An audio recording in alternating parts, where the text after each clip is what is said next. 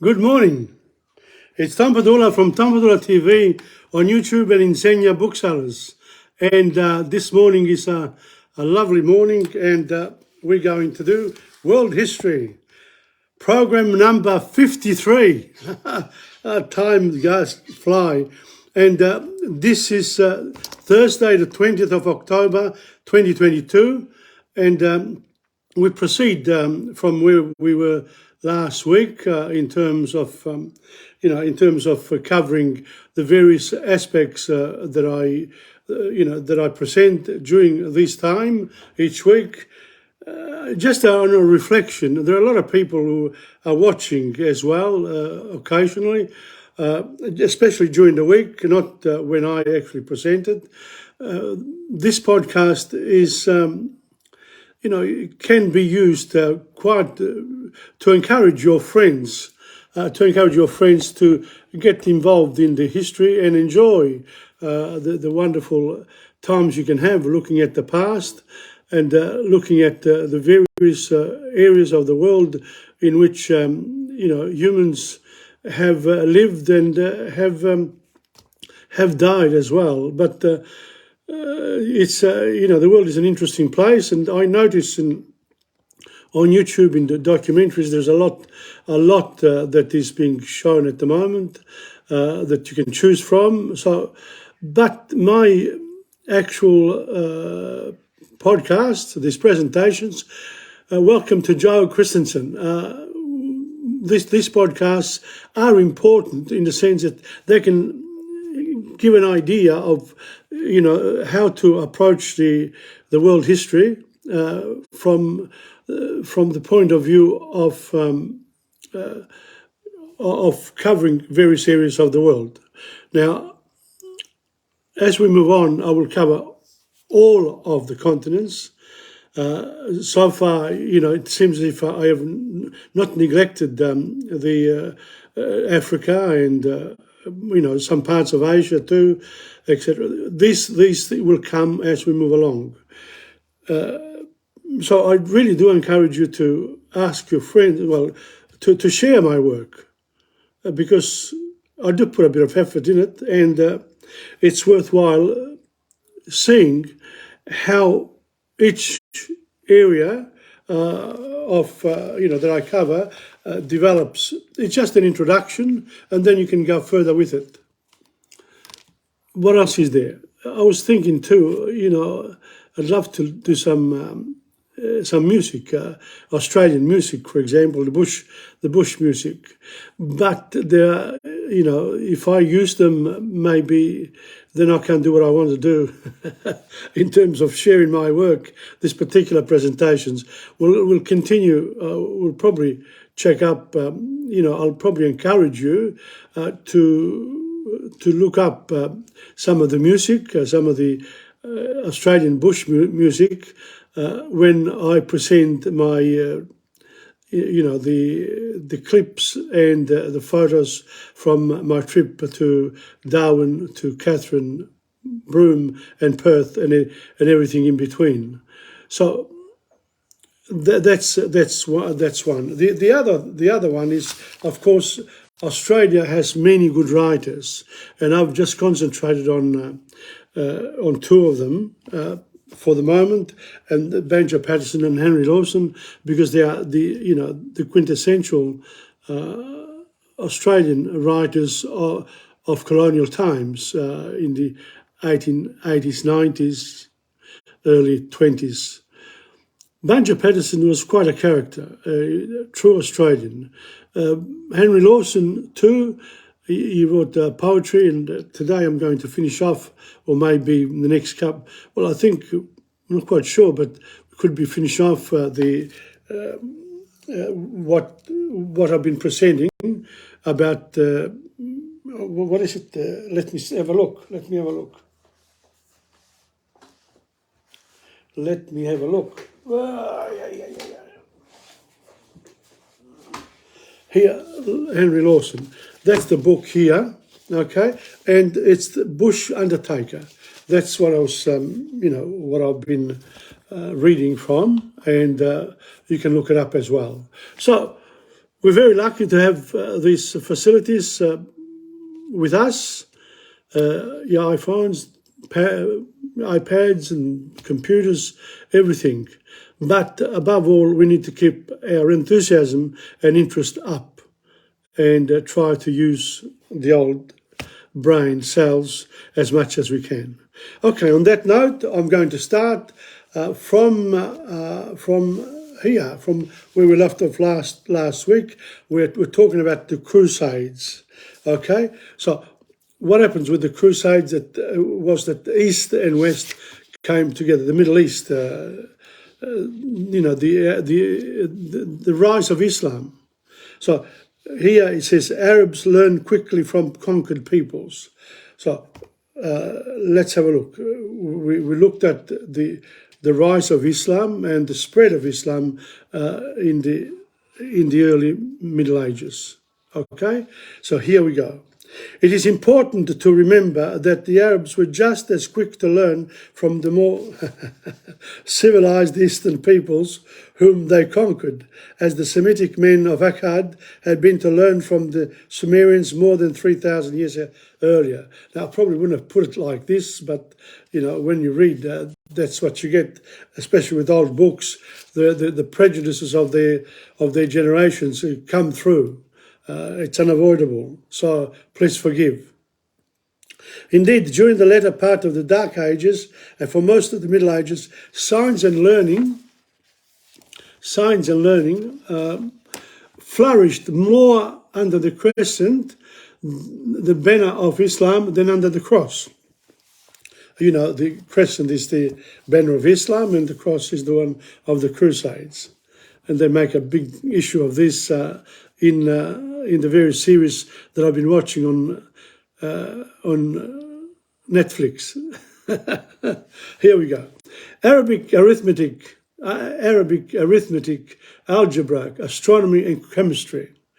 Arab scholars adopted from the Hindus the Arabic numerals, which European scholars later learned from them. But they went further and practically created algebra at a time when Christians, in order to make the simplest calculations, were still using the abacus, a simple counting frame with beads on wires such as infants play with today. So that's the abacus. That's what they were using in the Middle Ages. And, the Arabs at the time became very, very civilized because they were conquering lands and learning very quickly, and that they created, they borrowed the numbers from the Hindus and proceeded with it. In astronomy, the Muslims made such advances that their sailors became for a time the world's most skillful navigators. Admiral and algebra are both Arabic words which our ancestors borrowed along with the things they described. So this is, an English book. The writer was an English person, or a number of them, and they say, well, algebra. These are words that have come into the English language from Arabic. Okay. In the same way, the Arabic words alchemy, alcohol and alkali remind us that the science of chemistry was keenly studied at great Islamic universities, such as those in the cities of Baghdad, Bokhara, Damascus and Cairo. So there's a lot of knowledge around the world that we can look up, and those four cities are still there today, and the universities are still renowned. Arab knowledge of Greek writings. At the University of Cordova, that's in Spain, the Muslim philosopher Averroes studied the works of Aristotle and other Hellenic thinkers in the original Greek. Averroes lived in the 12th century when no one in Western Europe could read Greek at all.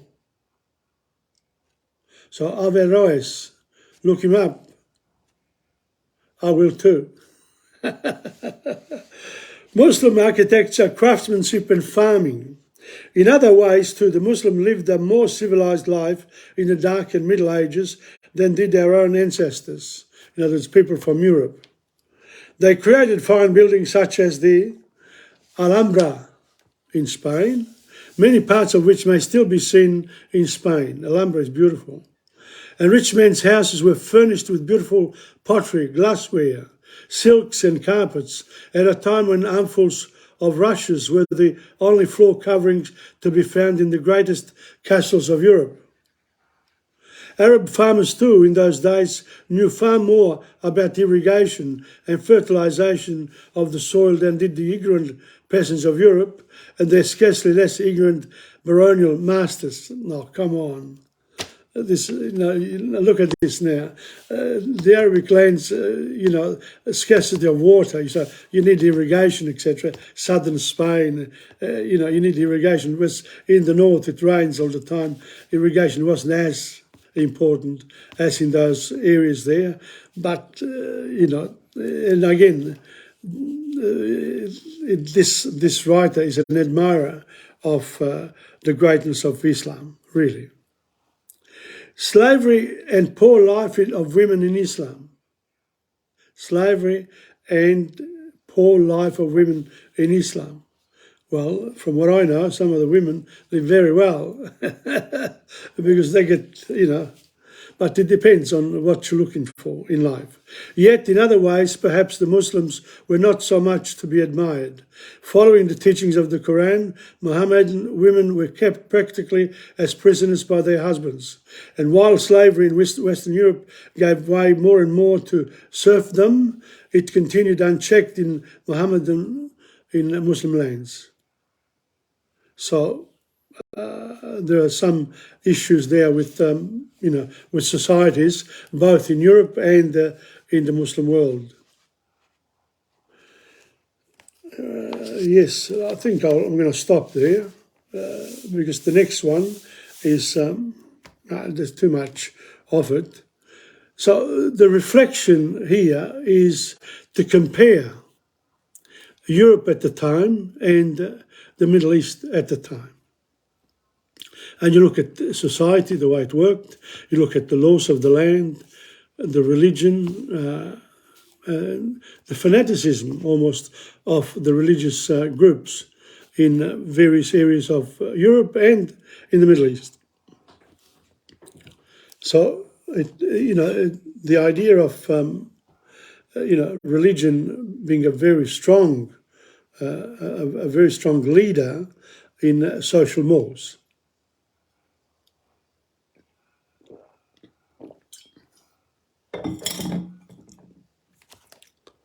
The guy Averroes, don't forget him, and also look up arithmetic, algebra, astronomy, and chemistry, the origin of these words. And basically, what's interesting here, that Averroes could read Greek writings of old, whereas in Europe not many people did that because they were more concerned with reading the ancients from Roman times, the Latin. So there's a lot to be to look at here. Okay, so what did I write here?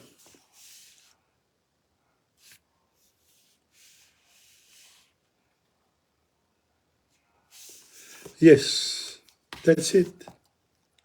That's it. I'll continue next week, next time. Okay, the next time he said the actual Crusades. The actual Crusades. Done. One is done. We go now to China.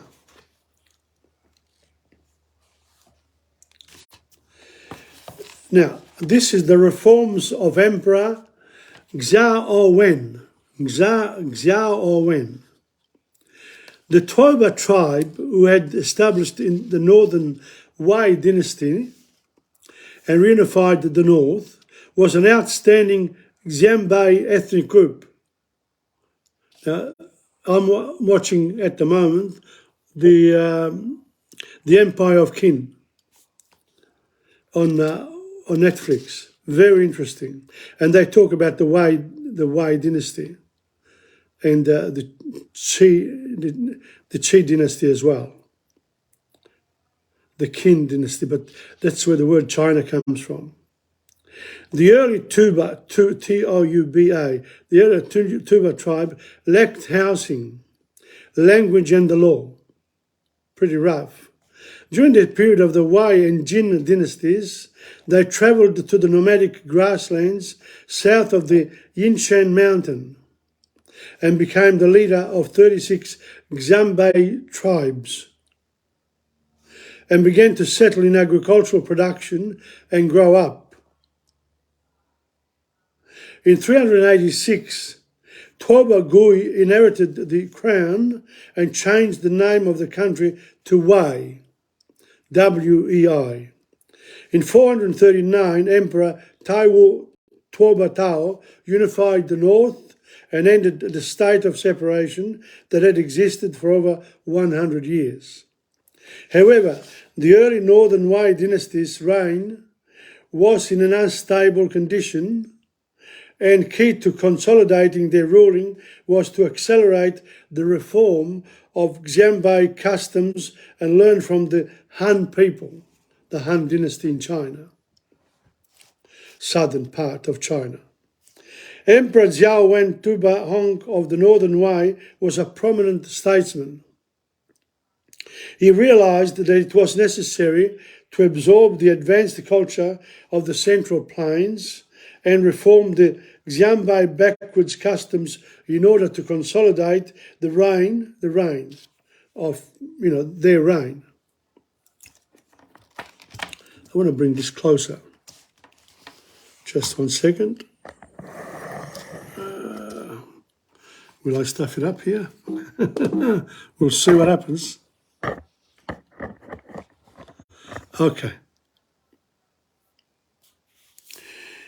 In 490, Emperor Xiao Wen reigned. He continued to reform measures which were put forward by his mother, which speeded up the pace of changing the Xianbei old customs and the comprehensive Sinaization. In other words, they became more and more Chinese in their ways, with the great culture. In 494, Emperor Xiao Wen moved the capital from Pingcheng, today's Datong Shaanxi province, to Luoyang.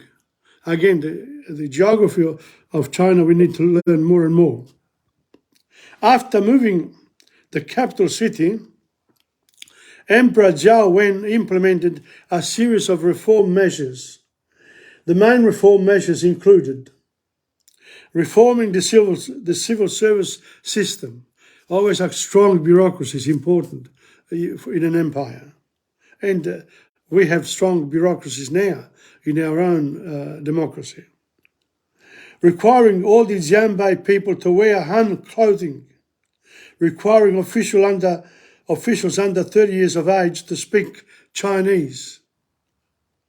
So they became bilingual. Requiring the Xianbei people to adopt Han surnames and encouraging marriage between the Xianbei and the Han people. That probably explains some of the looks, the different looks in China. They too had different areas of different people with different DNAs. Emperor Xiao Wen liked reading and advocated the use of Confucian thought to govern the country. Emperor Xiao Wen conferred the Confucian offspring and students as the Sanqiu Zonta. He went to the Confucius temple in Khufu to offer sacrifices, promoted Confucianism, and established schools which won the support of the Han people. So don't forget, Confucius lived 400 years before the birth of Christ. We're talking about 400 years after, so Confucianism became strong after about 800 years in China through Emperor Xiao Wen. Emperor Xiao Wen was very firm in implementing the policy of Sinaization. In other words, you've got to be as Chinese as you can. It's like when the migrants came here after World War II. A lot of people say, when I came here, the advice to me was, you must you forget about Italy, don't worry about it, just become one of, the locals and start drinking Coca-Cola and soft drinks and etc., etc. Oh, well, there's a story there to be told. Emperor Jiawen was very firm in implementing the policy of Sunization. He resolutely suppressed the rebellion against the reform and strictly inspected the implementation of the reform measures. So he went around and checked. That's what a good ruler does. He goes around and checks whether things are done. Once in the street, he saw a woman sitting in a coach wearing Jai-Bei dresses. He blamed the governor, Tuba Cheng of Rencheng, for failure to fulfill his duty as an inspector and let the historiographer document it. He said, I saw in the street a woman wearing Jai-Bei costumes. They should be wearing Han costumes. Unbelievable. That's why I suppose, in the Islamic world, people have covers because it's a cultural thing. It's not religious at all. It's cultural. It's the way the laws have been implemented by the people who govern them. And, to say, this is what we want.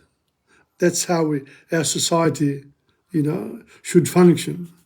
Men on one side, women on the other, etc., etc. Whereas, since I suppose in Europe it was the same in some ways in the Middle Ages, I still remember from, my youth, very young age, where you saw this difference between men and women, and it continues on today.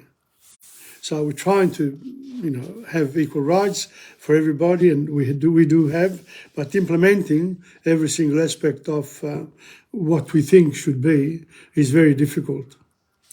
Emperor Jiawen reform accelerated the localization process of the Jianbei and promoted national integration in the north. Many wastelands near Luoyang were farmed, and the political and economic situation of the Northern Wei dynasty was greatly developed, and the Northern Wei regime was also consolidated. And then the Qin people arrived. That's good. We're getting into the very interesting part of Chinese history here. All of it is interesting. Okay, well, that's that. Now we're going to go to the Americas. The ancient America. In other words, before, America was... oh. Wow, what happened here? Mon Dieu. I was moving something. Oh, well, never mind. We didn't lose you, Joe. Okay, here we go. We're talking about here in America, the people who went to inhabit in America way before Christopher Columbus. Come on. There were millions of people in America when he arrived, but he didn't actually arrive on the continent anyway. He arrived in El Salvador initially. But that's, again, part of a history from the point of view of the Europeans. Interior route. Historical theories about migration into the Americas have revolved around migration from Beringia through the interior of North America.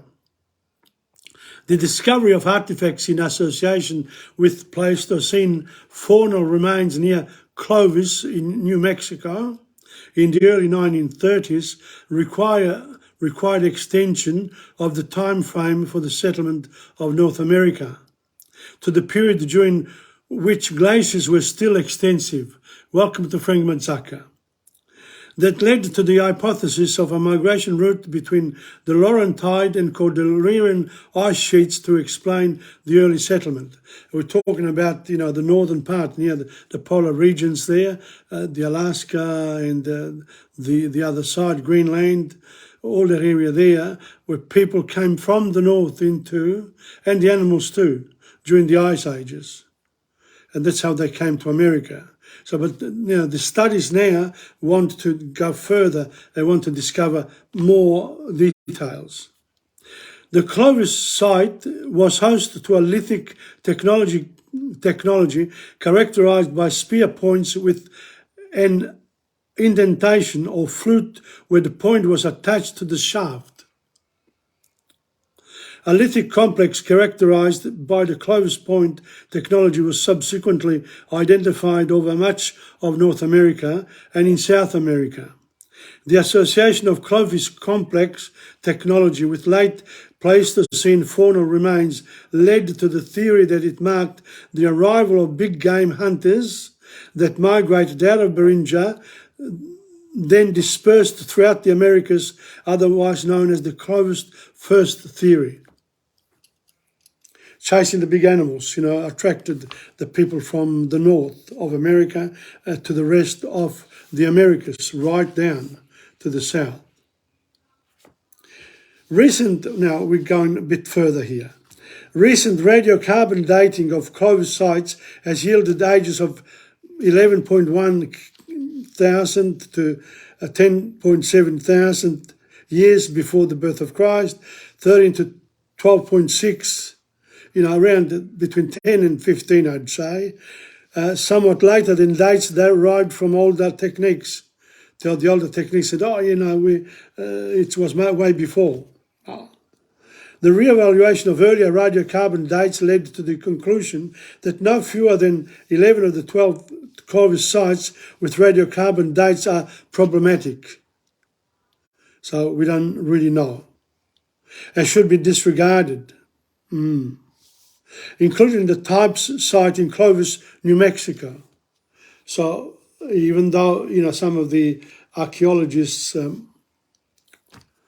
question certain things, and as we're making more progress with technology, then maybe we can get the better dating of the years when the first migrations occurred internally in America. Numerical dating of Clovis sites has allowed comparison of Clovis dates with dates of other archaeosites throughout the Americas and of the opening of the ice-free corridor.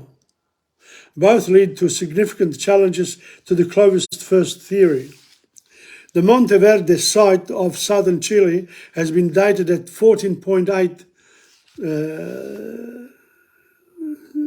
millennia before Christ. The Paisley Cave site in eastern Oregon yielded a 14C date of 12.4, 14.5. On a coprolite with human DNA and C dates of 11.3 to 13.2. So in other words, it's between, as I said, between 10 and 15. On horizons containing western stemmed points, artifacts horizons with non-Clovis lithic assemblages and pre-Clovis ages occur in eastern North America, although the maximum ages tend to be poorly constrained.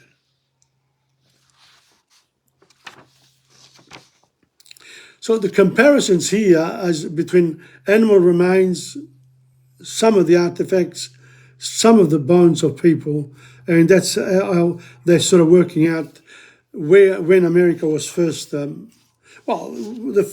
first Indian tribes, if you like, how did they come about?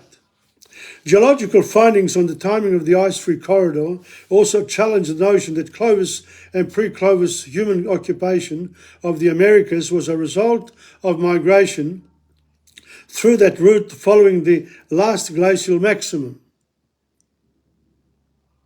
They're really challenging the old-fashioned, whatever had gone on beforehand these days. The pre-last glacial maximum closing of the corridor may approach 30,000 years So in other words, the migration could have occurred 30 to maybe to 40,000 years before. So you had an extra 20,000 years to the later Clovis studies. Viability of the ice retreat from the corridor are in the range of 12 to 13. Again, that comes back to that age range between 10 and 15. Years. Later than the ages of the Clovis and pre-Clovis sites. Dated Clovis archaeosites suggest a south to north spread of the Clovis culture. A south to north. So it wasn't just one way, it also when then they went to the north as well. The people from the south migrated also to the north. Once they get there and a few millennia goes by. So that's how migration, a bit like, today with our planes, we go anywhere in the world. So, some people might like to stay where they get to, and therefore there's a lot more of mix of population types in different parts of the world. And it's occurred in England, this week. We had 2 ministers of colour resigning. Why? Last glacial maximum migration into the interior has been proposed to explain pre-Clovis ages for archaeosites in the Americas, although pre-Clovis sites such as Meadowcroft Rock Shelter, Monteverde and Paisley Cave have not yielded confirmed pre-LGM last glacial maximum ages. And I'm going to stop there for the Americas. Amazing. Amazing.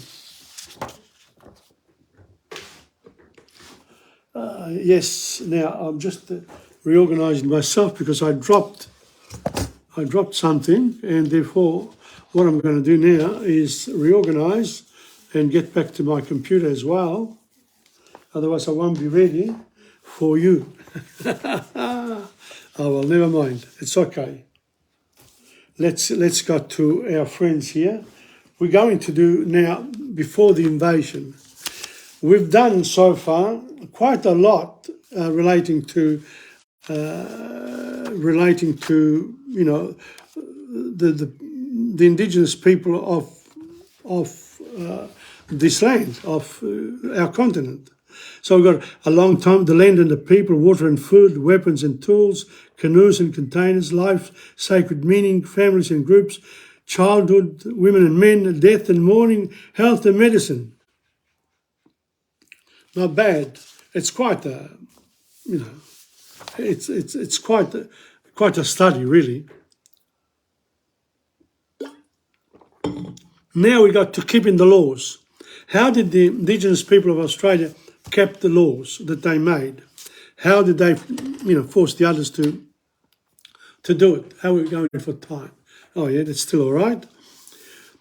The laws and customs governing the Aboriginal community came from the ancestral beings of the people in the time of the dreaming.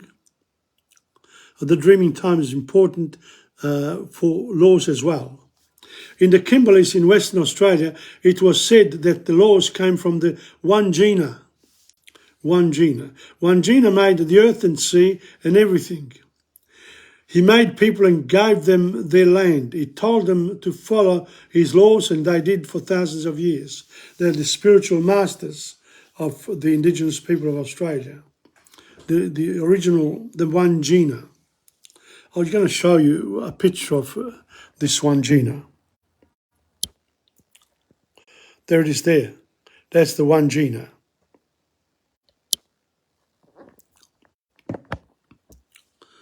Okay. All Aboriginal people believed that the ancestral beings were watching and would see if anyone broke their laws. Lawbreakers therefore went into terror of the ancestors' anger. They believed that even if the other men did not punish them, they might fall sick and die. So if you didn't follow the law of the spiritual masters, you would, if your own fellow beings didn't punish you, you'd be punished from the gods themselves. All through childhood, boys and girls saw that they could do and what they could not do. Small children were free to do as much as they liked and were rarely punished by their families. You can do whatever you want, you're too young. They learned the correct behaviour by watching adults. When a boy began his initiation, at 13 or 14, he was instructed in all the duties of a man. So, the passage between childhood and manhood.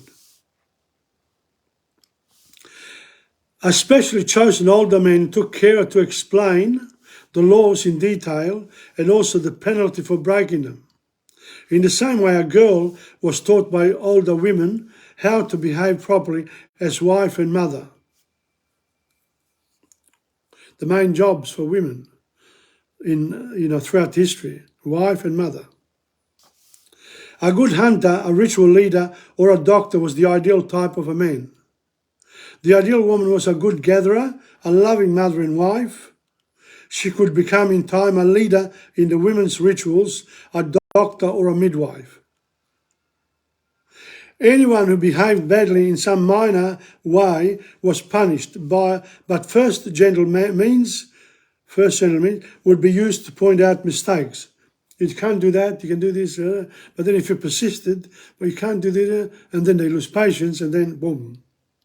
For example, the person might be ridiculed in the children's games. In an evening corroboree, he or she might be sent up in a skit. If these things didn't bring them around, they would be ignored by everyone.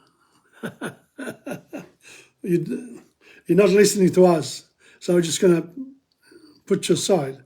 Go. More serious crimes had harsher penalties.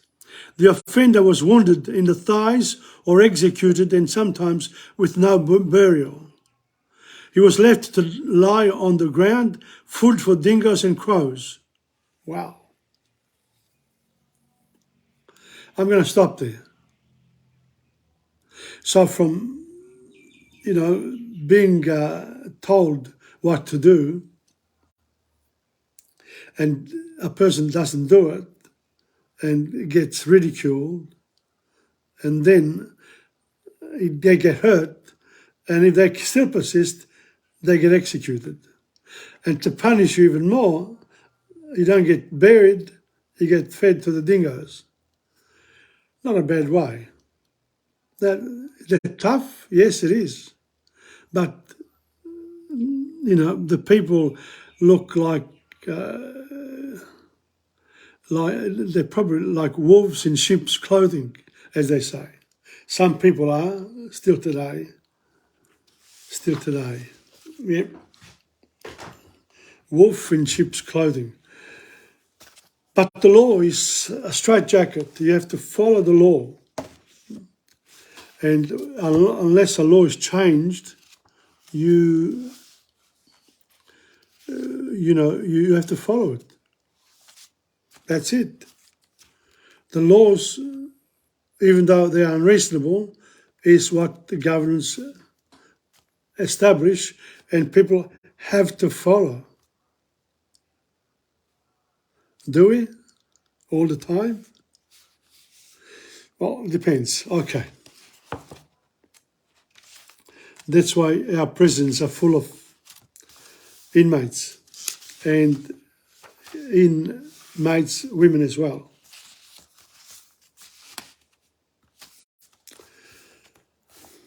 Terrible stuff, but that's what the law is all about. The law is a straitjacket. That's why people fight so much to change some of the wording, etc., before the laws get enacted. Anyway, Banjo Patterson. Hay and Hell and Bullygal. Another poem. Hay and Hell and Bullygal.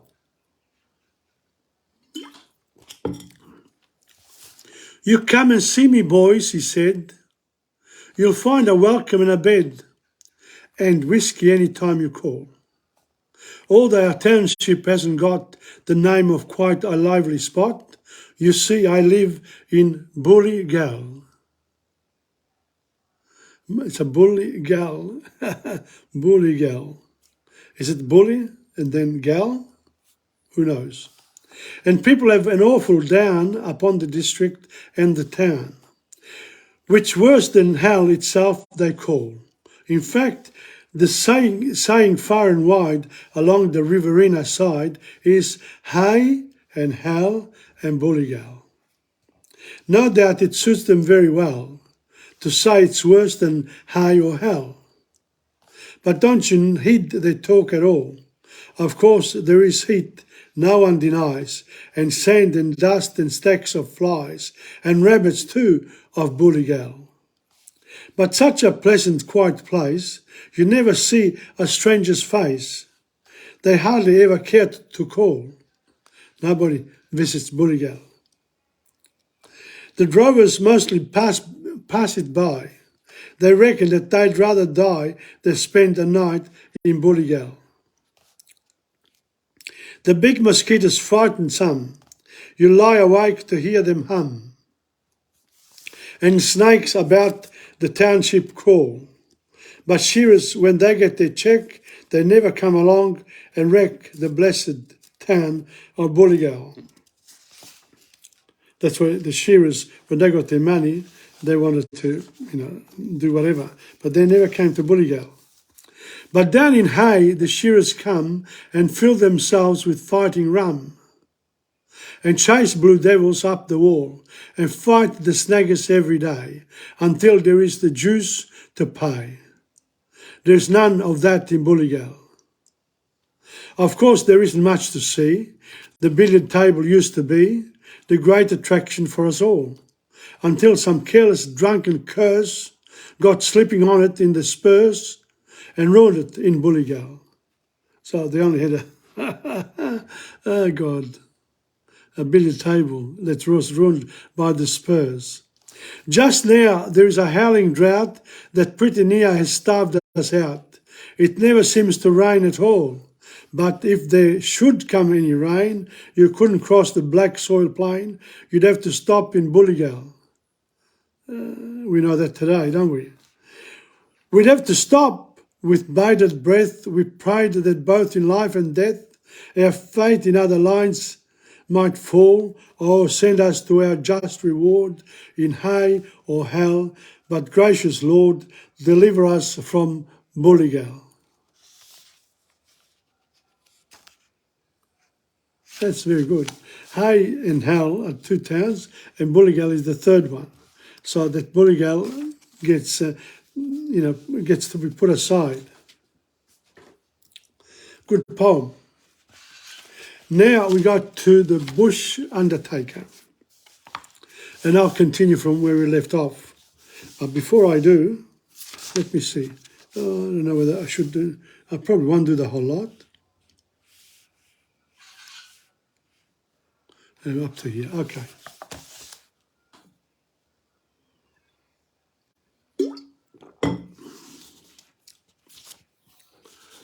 So this is the bush undertaker. All the previous, this has been quite a long short story. But if you go to the previous podcast, this of world history, you'll be able to follow the whole lot. But I suggest you look up The Bush Undertaker by Henry Lawson. As there was no one by whom he could send a message to the station, and the old man dared not leave the sheep and go himself, he determined to bury the body the next afternoon, reflecting that the authorities could disinter it for inquest if they pleased.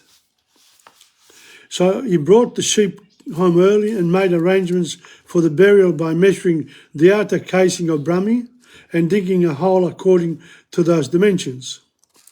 That minds me, he said, I never rightly knowed Brummy's religion, blessed if ever I did.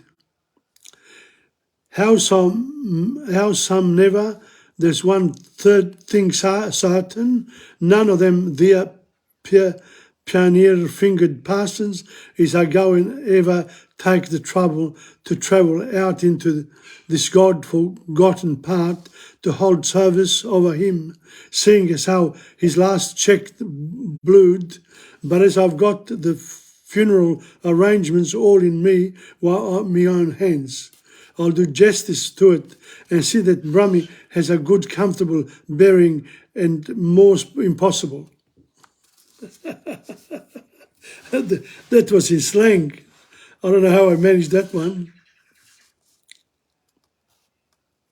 So he's, basically saying, I'm going to put the body, I'm going to bury the body all by myself, and don't worry about what what anyone else thinks, since they're not going to come here anyway. It's time you turned in, Brum, he said, lifting the body down. He carried it to the grave and dropped it into one corner like a post. He arranged the bark so as to cover the face, and by means of a piece of clothesline, lowered the body to a horizontal position. Then he threw in an armful of gum leaves, and then very reluctantly took the shovel and dropped in a few shovelfuls of earth. As this is the last of Brummy, he said, leaning on his spade and looking away over the tops of the ragged gums on the distant range, this reflection seemed to engender a flood of memories in which the old man became absorbed. You know what? I'm just going to continue. No. I'm just going to continue. Come on. After all, he murmured sadly, after all, if it were Brummy. Brummy said at last, it's all over now. Nothing matters now. Nothing didn't even matter. No, don't. You used to say as how it would be all right tomorrow. Tomorrow come, Brummy, come for you. It ain't come for me yet, but it's coming. He threw in some earth, some more earth. You don't remember, Brummy, and remember, you don't want to remember. I don't want to remember, but you see, that's where you got the pull on me. He shoveled in some more earth and paused again. Did he have a beer with him? That's the question. The dog rose with ears erect and looked anxiously first at his master and then into the grave. The dog couldn't understand. Why would you put, the body in the grave? There ought to be something sad, muttered the old man. Tainted right to put him under like a dog. There ought to be some sort of sermon. He sighed heavily in the listening silence that followed this remark and proceeded with his work. He filled the grave to the brim this time and fashioned the mound carefully with his spade. Once or twice he muttered the words, I am the resurrection, as he laid the tools quietly aside and stood at the head of the grave. He was evidently trying to remember the something that ought to be said. He removed his hat, placed it carefully on the grass, held his hands out from his sides and a little to the front, drew a long deep breath and said with a solemnity that greatly disturbed Five Bob, that's the dog. He went like this, put it down, put it back, and he had to do the sermon. Ashes to ashes, dust to dust, Brummy, and in hopes of a great and glorious resurrection. Beautiful. Ashes to ashes, dust to dust, and in the hope of a great resurrection. Wonderful. He sat down on a log nearby, rested his elbows on his knees, and passed his hand wearily over his forehead, but only as one who was tired and felt the heat. And presently he rose, took up the tools, and walked back to the hut. And the sun sank again on the grand Australian bush, the nurse and tutor of eccentric minds, the home of the weird, and of much that is different from things in other lands. So Australians are renowned for being, the colonial ones, for being very rough sort of thing, but of wonderful character. a bit like Benja Patterson. He really was quite a character. And now I have a bit of a problem here, because when I dropped everything, I went out of my computer. I had it all ready, so I have to get it ready now. What can you do, huh, Tom? We'll get there though. Okay, step one is done. Now I have to go back. Oh my God. I have to go back to where I was. That's quite a long way because we are in, what did I say? We are in Nitmiluk National Park. And I think it was the 13th of July. That's the advantage of having your computer and you got things. Anyway, never mind. We'll get there. Don't worry. We'll soon get there and we'll enjoy the Nitmiluk. This was a boat ride which we enjoyed very much. And it was quite, it was quite a trip, really.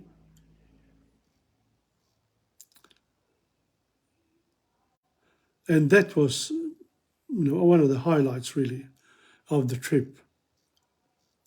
We're getting there. We're almost there now.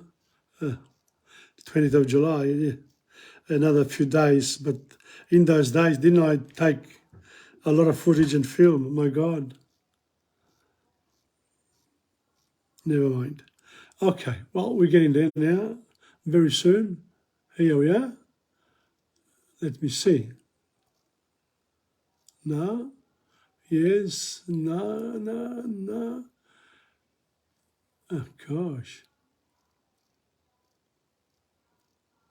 Just be patient with me, because I'm almost there now. Almost. I think I'm almost there.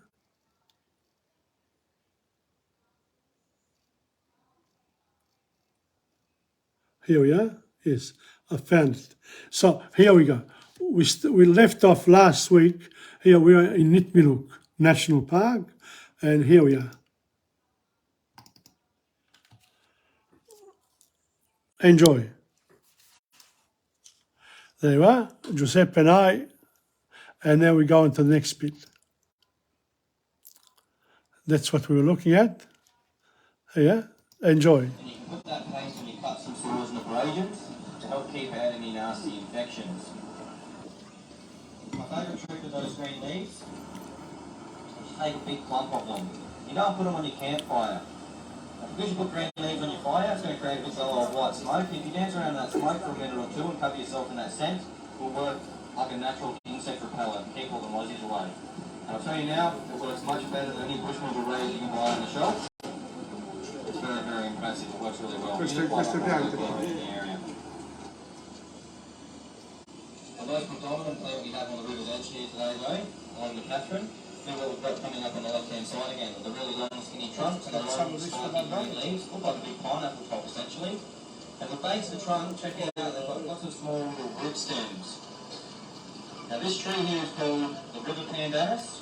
The botanical name is Pandanus aquaticus, and in the Jawa language, they would call it orang. Now, those root stems that I pointed out, you go and break them off. You don't put them out in the sun until they dry out completely. Once it's completely dry, they would call it jim, which loosely translates to fire stick. Now, you're not using it to create fire, you're actually using it to transport fire. Now, pandanus as a plant is a very, very fibrous plant, which makes the inside of the timber very lightweight. So when you put a bit of coal or amber to the end of it, it will actually smoulder away very, very slowly, sort of like a cigar or a cigarette, essentially. You can carry that with you to your next campsite, or wherever else you're going to light another fire. Rather than rubbing two sticks together, which makes your hands, your arms, your muscles really sore, it's quite a strenuous way to light a fire. Light the fire off that jim, that fire stick, it will save you a lot of hassle. That is only one Beautiful of the place. species of pandanus we have in the area. Another one at the front grows quite a lot. We won't see it along the river's edge here today. There we are. Next one. That's the one, the Jawa women. still to this day, they go and harvest the leaves from that spring pandanus. And like I said, being a very fibrous plant, that pandanus, they pull the individual fibres out of the leaves. And they're actually rather thick, and they can use them to weave their lily bags, their ground nuts, and their baskets out of. Quite a handy one. That one's one of quite a few string plants we have in the area. I can point out another string plant to you guys though straight away. Right over here on the right-hand side of the river. Got some really cool palm trees over here, up in the rocks there. These tall palm trees are called fan palm, and more commonly in this area they're called cabbage palm, because at the base of the new growth of the leaves is a white flesh that when cooked tastes like cabbage. The botanical name for these palms though is Insegna enormous, and in the Jawan language they would call it gambid. Now, same thing, we pull the individual fibres out of the leaves, and these fibres are much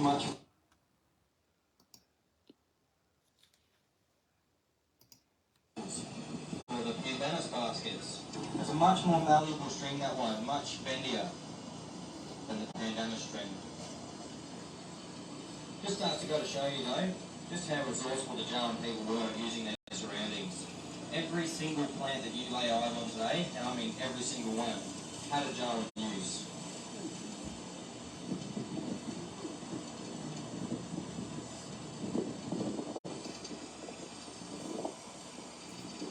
The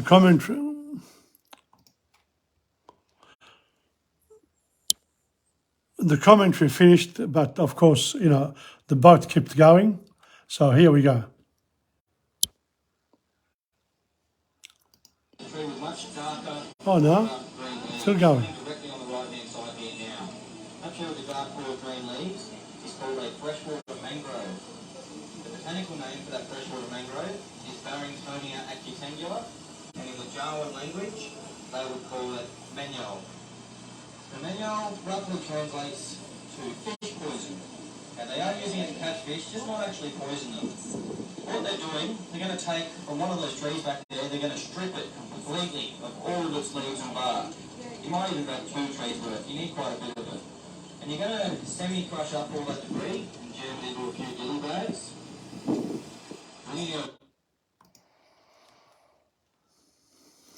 The inside will become very slow and lethargic. They'll just slowly make their way to the surface of the water. And that's when the Jawan would go in and grab the fish they needed for the night to feed their family.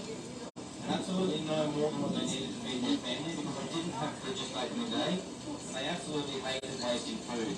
So once they've got what they needed, they pull the dilly bags out of the water and they get everybody else around, jump back in the water and splash around as much as possible, hopefully re-oxygenate the water to some degree, and hopefully the fish remaining will swim away like nothing's happened. Now, it's not a method you can use all the time. If you did this more than once or twice to a water hole, it was going to pretty well ruin it, and everything in there would die until the wet season rains come and replace that water. So, for that, it was more of a last resort type of option. This was only a method used if they were struggling to find a bit of food.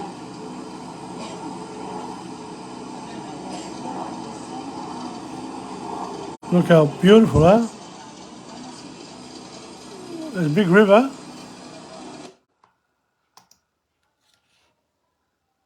And then I thought I'd take some pics here. It was lovely just looking at this.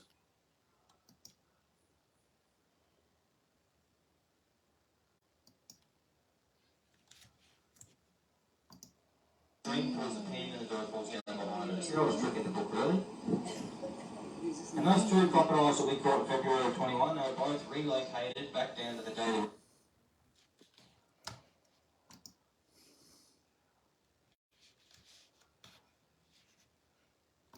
Parks and wildlife just leave those crocodiles in a trap for 2 or 3 days, imprisoned essentially. Those crocodiles soon realise it's not a very fun way to spend your time, and once they get released, they generally don't come back. But I'll answer another very common question I get in the gorge here. Why don't the freshwater crocodiles attack humans the way that saltwater crocodiles do? And when you put the 2 animals next to each other, it does make a lot more sense. Hoping to find a crocodile, but Saltwater crocodiles can grow well over 5 metres in length. Confines them to eating things that they can swallow whole. They cannot imitate their cousins, the saltwater crocodile, and rip and tear their prey apart into smaller pieces for easier swallowing. So they have to hunt things that they can swallow whole. So believe it or not, about 60% of a freshwater crocodile diet is actually bugs and insects they eat off the surface of the water. The remaining 40%, once they get a little bit larger, is made up of small fish, frogs and lizards, and even small bat squirrels and rats if they can get a hold of them, taking us completely off their menu.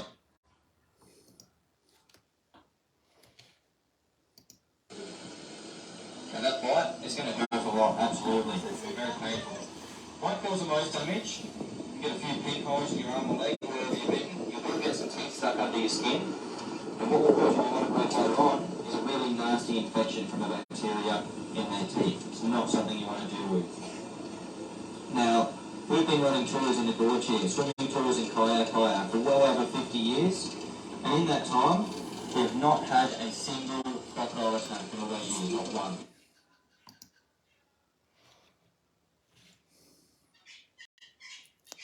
Lovely pick, that one. And more. Look out, it is the shortest walk we have in the park. Only about 500 metres from where we boarded the boat, although it's a very steep, large set of stairs to get up there. Now, I've been keeping my eyes open all morning to try and find a crocodile for you guys. It's not always possible, obviously. So, because we've missed out today, I've had a bit of a backup. A bit of an imagination test for you guys, essentially. That lookout, can you picture the lookout sitting on the tip of the nose? A very large crocodile's head made out of the sandstone up there. The people up the top, looking down. Family. So there's no venom, they're very rare to see, very harmless, can't bite you. We also have a species of freshwater prawn that we call a cherubim. Quite tasty if you can get a handful of them, they're very similar to prawns. We have 3 different species of turtles. We've got the northern turtle, the freshwater long-necked turtle, and the highly endangered pig-nosed turtle. Now I did mention the barramundi and the catfish on the way up the river in regards to eating baby crocodiles. But we actually have over 40 different species of fish in the national park. So to name a couple more, like your barramundi, just name that, your flat brim, floating brim, long tom, tarpon, archerfish. We've got a few smaller species of grunter and a few small. Another boat. They're chasing those turtles. It's a bit of a delicacy for them. They've been eating it for a very long time. Happy tourists. Now, I've never tried freshwater.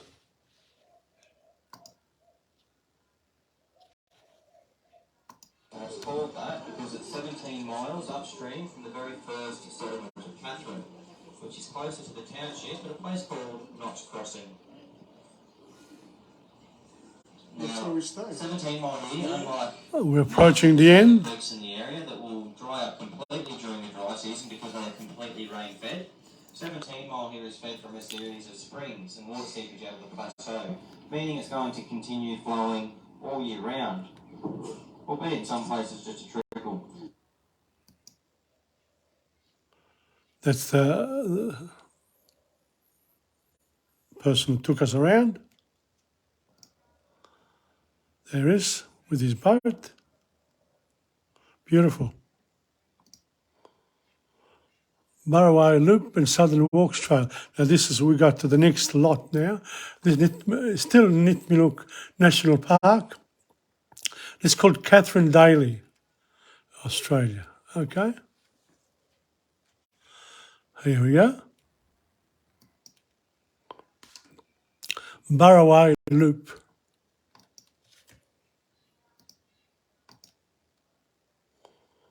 Landscape.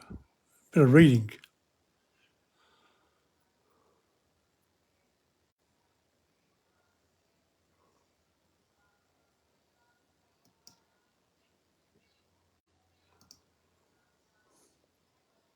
Trails for the adventure, and this is the land.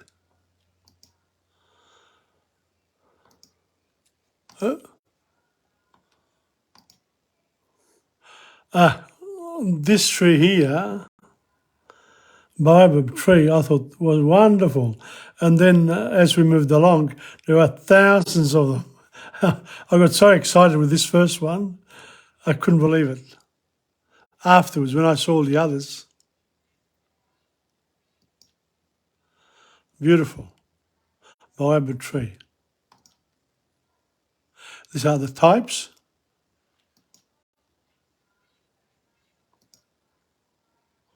Another one.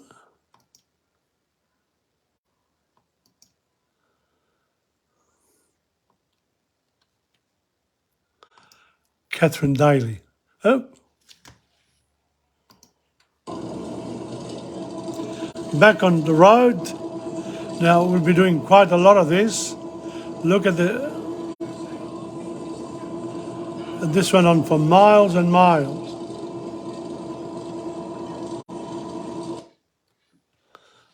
Amazing. More different. Every time I saw something different landscape, I would film that.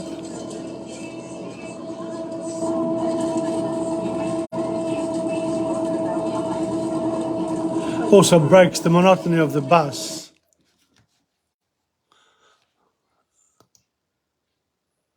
I love the landscapes.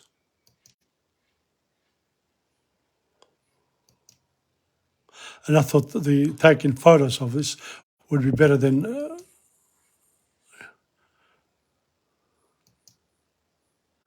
the footage. But occasionally I would get back to the footage.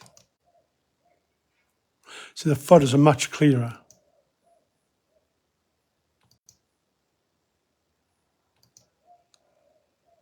This is Delamere in Catherine Daly. That's from the bus.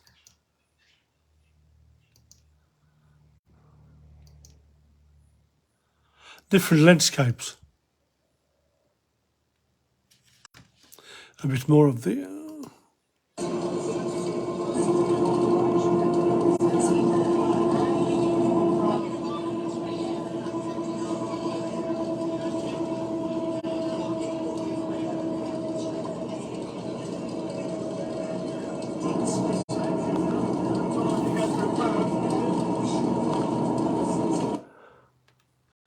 Well, I'm going to stop there.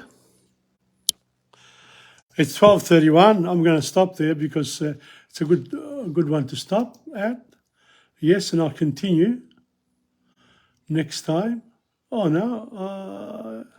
No, I'll continue from there next time. Yeah. Quite another day with world history. I enjoy it very much, really, because you get a bit of this, a bit of that, and plus this footage here that I've taken really satisfies me because I put in a lot of work into capturing various aspects of the trip, and being able to share it is important to me. Welcome to Angela email as well. Okay, and I'm going to finish off there. Yes, this is another one of the sessions of world history from Tom Padula of TomPadulaTV on YouTube and Insegna Booksellers. See you next time.